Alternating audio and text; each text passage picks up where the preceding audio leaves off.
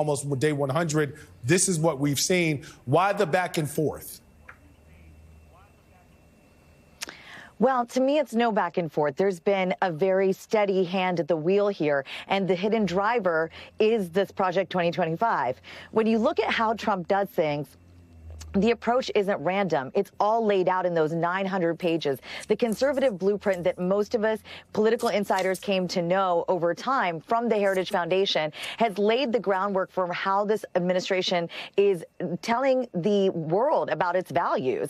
And you don't have to look any further than really within the first few pages where you see it's social, social, social. So I think we need to back up and acknowledge the moment. We started the top of this month with the markets in free fall because of Trump and these toxic tariffs. But now we're here at the end with his approval rating in free fall. And I think that's going to lead to him recalculating what, again, is now going to be the foundation of the next 100 days.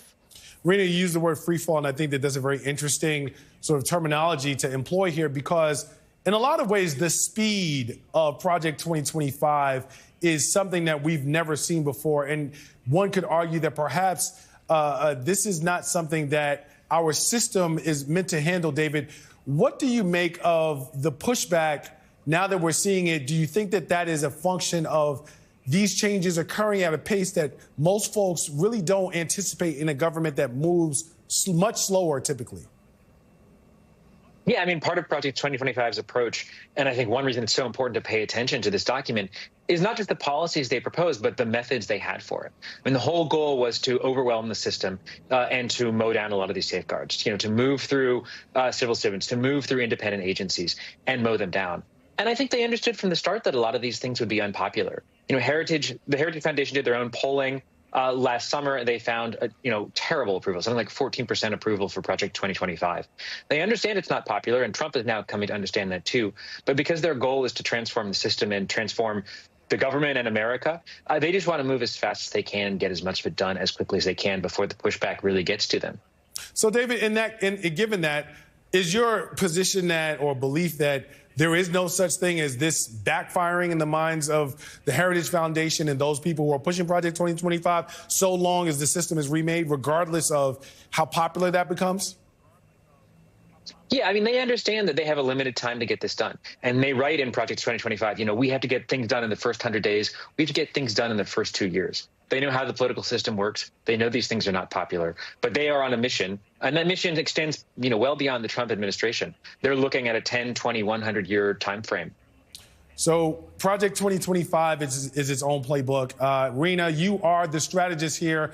There's another playbook that we've seen from Donald Trump, which is kind of sort of do what I want to do and throw the rest of the party under the bus. He's headed to Michigan on Tuesday for a rally to mark his 100th day on the job with abysmal approval numbers. What does this mean for the rest of his party, though? And how do they reconcile where things are as they are sort of planning with slim majorities in Congress and the Senate to try and control or keep their control of government?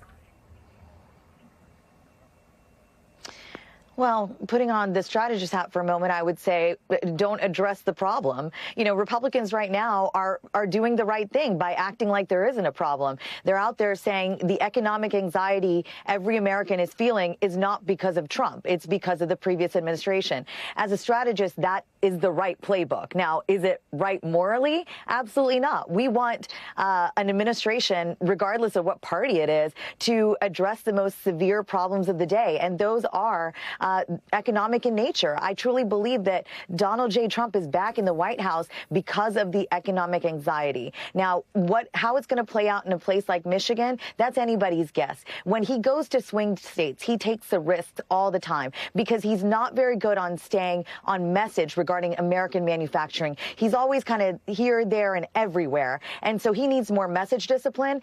But in all of this, the Democrats have an opening. The opening is to issue a fresh new call to action to their party within their ranks and say, what can we offer solution-wise that sounds very different than the Biden-Harris administration and tackles really daily, hourly what is pouring out of Pennsylvania Avenue there at the White House. These guys, like I said, said, the Trump administration is trying to back up its principal, Trump, because every time he travels, he opens his mouth and puts his foot in it because he's just not very disciplined on economic messaging. And that is their number one.